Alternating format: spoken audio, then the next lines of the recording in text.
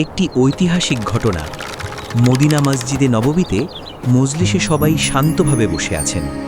হঠাৎ একজন মহিলা সামনে এগিয়ে এসে কাপা গলায় বললেন, ইয়া রাসূলাল্লাহ, আমার দ্বারা জিনা বা ব্যভিচার হয়ে গেছে, আমি নিজেকে পবিত্র করতে চাই। মজলিসে পিন পতন নীরবতা নেমে এলো। সবাই অবাক হয়ে মহিলাটির দিকে তাকাতে লাগলেন। কিন্তু রহমতের নবী হজরত মোহাম্মদ সাল্লাল্লাহু আলাইহি ওয়াসাল্লাম তাকে তৎক্ষণাৎ কোনো শাস্তি দিলেন না। তিনি তাকে দেখে বললেন, যাও, যতক্ষণ না তুমি তোমার সন্তানকে জন্ম দাও ততক্ষণ ফিরে এসো না। মহিলাটি ফিরে গেলেন। তার মনে শুধু একটিই চিন্তা, তিনি তার গুনাহ থেকে মুক্তি পেতে চান এবং আল্লাহর কাছে পবিত্র হতে চান।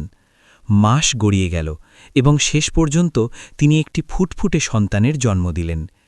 সন্তান জন্ম দেওয়ার পর তিনি আবার নবীজির দরবারে হাজির হলেন। কোলে শিশুটিকে নিয়ে তিনি বললেন, ইয়া রাসূলাল্লাহ, আমি সন্তানের জন্ম দিয়েছি, এখন আমাকে পবিত্র করে দিন। নবীজি তাকে আবার স্নেহের সাথে বললেন, যাও, একে দুধ পান করাও, যতক্ষণ না সে নিজে শক্ত খাবার খাওয়ার যোগ্য হয়। মহিলাটি আবারও ফিরে গেলেন। এবার তার জীবনের প্রতিটি দিন ছিল এক কঠিন পরীক্ষা। তিনি ধৈর্য ধরে তার সন্তানের লালন পালন করতে লাগলেন।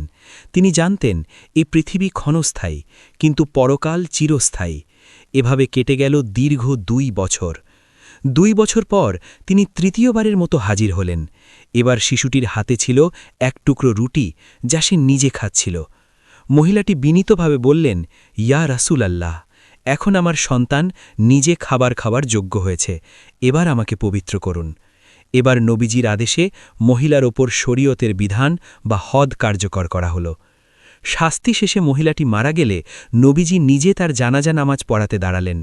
এটি দেখে হজরত ওমর রাজিয়াল্লাহু আনহু অবাক হয়ে জিজ্ঞেস করলেন, ইয়া রাসূলাল্লাহ, আপনি তার জানাজা পড়ছেন, অথচ সে তো জিনা করেছিল। নবীজি অত্যন্ত গম্ভীর কণ্ঠে উত্তর দিলেন, ওমর, এই মহিলা এমন এক তওবা করেছে যে যদি তার এই তওবা মদিনার 70 জন মানুষের মধ্যে ভাগ করে দেওয়া হতো তবে তা সবার জন্য যথেষ্ট হতো। সে নিজের জীবন দিয়ে আল্লাহর কাছে ক্ষমা চেয়েছে। এই ঘটনা আমাদের শেখায় যে গুনাহ যতই বড় হোক না কেন, যদি মানুষ সত্যিকারের অনুশোচনা নিয়ে আল্লাহর পথে ফিরে আসে, তবে আল্লাহ শুধু তাকে ক্ষমাই করেন না, বরং তাকে সম্মানিতও করেন। মূল শিক্ষা: সত্যিকারের তওবা বা অনুশোচনা আল্লাহর কাছে অত্যন্ত প্রিয়। গুনাহের পর লজ্জিত হয়ে আল্লাহর কাছে ফিরে আসাই হল প্রকৃত ঈমানের পরিচয়।